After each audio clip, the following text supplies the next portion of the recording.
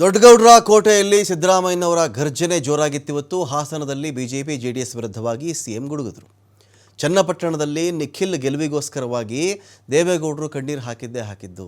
ಕುಮಾರಸ್ವಾಮಿ ಅವರು, ದೇವೇಗೌಡರು, ಈ ಕಡೆ ನಿಖಿಲ್ ಕುಮಾರಸ್ವಾಮಿ ಅವರು ಏನು ಅವರ ಕಣ್ಣೀರೇ ಕಣ್ಣೀರು.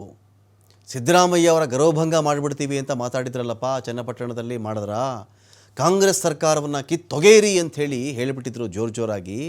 ನೀವು ಸಿದ್ದರಾಮಯ್ಯ ಅವ್ರನ್ನ ಆ ಸ್ಥಿತಿಲಿ ನೋಡೋಕ್ಕೆ ಇಷ್ಟಪಡ್ತೀರಾ? ಹಾಸನದ ಜನರೇ ನನ್ನನ್ನು ಕಿತ್ತಾಕ್ಬಿಡ್ತಾರಂತೆ, ನಮ್ಮ ಸರ್ಕಾರ ಕಿತ್ತಾಕ್ಬಿಡ್ತಾರಂತೆ, ಅದಕ್ಕೆ ಹಾಸನ ಜನ ನನ್ನ ಗೌರವಭಂಗ ಮಾಡಿಬಿಡ್ತಾರಂತೆ, ನೀವು ಅದಕ್ಕೆ ಅವಕಾಶ ಮಾಡಿಕೊಡ್ತೀರಾ ಅಂತ ಹಾಸನ ಜನತೆಯನ್ನೇ ಸಿದ್ದರಾಮಯ್ಯ ಅವರು ಕೇಳ್ತಾ ಇದ್ರು.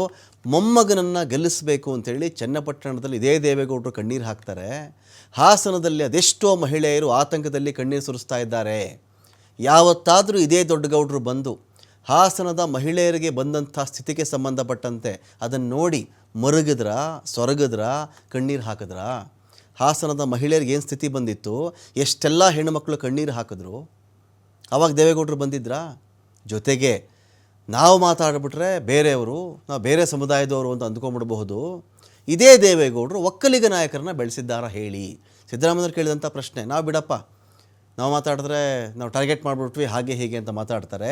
ಎಷ್ಟು ಜನ ಒಕ್ಕಲಿಗ ಲೀಡ್ರ್ಗಳು, ಪುಟ್ಟಸ್ವಾಮಿ ಅವರಿಂದ ಹಿಡ್ಕೊಂಡು ಅನೇಕ ಜನರು, ಬಚ್ಚೇಗೌಡರಿಂದ ಹಿಡ್ಕೊಂಡು ಅನೇಕ ಜನರ ಹೆಸರನ್ನು ಹೇಳ್ತಾನೆ. ಸಿದ್ದರಾಮಯ್ಯ ಅವರು ಕೇಳಿದ್ರು, ಯಾರನ್ನಾದರೂ ಬೆಳೆಸಿದ್ರಾ ಇವರು? ಸಿದ್ದರಾಮಯ್ಯನವರ ಕ್ವಶನ್ ಇದು. ಅವ್ರ ಮೊಮ್ಮಗನನ್ನ ಗೆಲ್ಸ್ಲಿಕ್ಕೋಸ್ಕರ ಒಂದು ವಾರ ಚನ್ನಪಟ್ಟಣದಲ್ಲಿ ಉಳಿದು ಬಿಟ್ರು.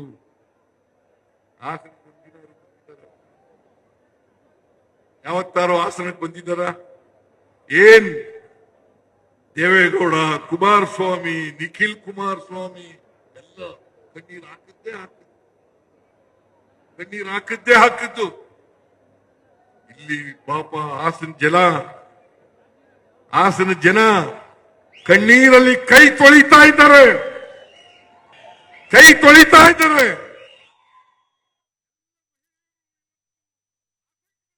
ದೇವೇಗೌಡರು ಯಾವತ್ತೂ ಕೂಡ ಯಾರನ್ನು ಬೆಳೆಸಲಿಕ್ಕೆ ಇಷ್ಟಪಡಲ್ಲ. ಬೇರೆಯವರು ಇರಲಿ, ಒಕ್ಕಲಿಗರನ್ನೇ ಬೆಳೆಸಕ್ಕೆ ಇಷ್ಟಪಡಲ್ಲ. ಚಂದ್ರೇಗೌಡನ್ ಬೆಳೆಸಿದ್ರ, ಪುಟ್ಟಸ್ವಾಮಿ ಗೌಡನ್ ಬೆಳೆಸಿದ್ರ, ಬೈರೇಗೌಡನ್ ಬೆಳೆಸಿದ್ರ, ಬಚ್ಚೇಗೌಡರು ಬೆಳೆಸಿದ್ರ, ಕೃಷ್ಣಪ್ಪನ್ ಎಸ್ ಟಿ ಕೃಷ್ಣಪ್ಪನ್ ಬೆಳೆಸಿದ್ರ,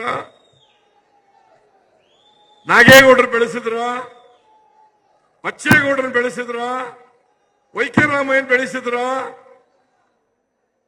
ಯಾರು ಬೆಳೆಸಿಲ್ಲ. ಬಿ ಎಲ್ ಶಂಕರ್ ಅವ್ರ ಮನೆ ಮಗನ ತರ ಇದ್ದ, ಅವನಿಗೇನೆ ಬೆಳೆಸಲಿಲ್ಲ. ವೈಕೆ ರಾಮಯ್ಯ ಅವ್ರ ಮನೆ ಮಗನ ತರ ಇದ್ದ, ಅವನನ್ನು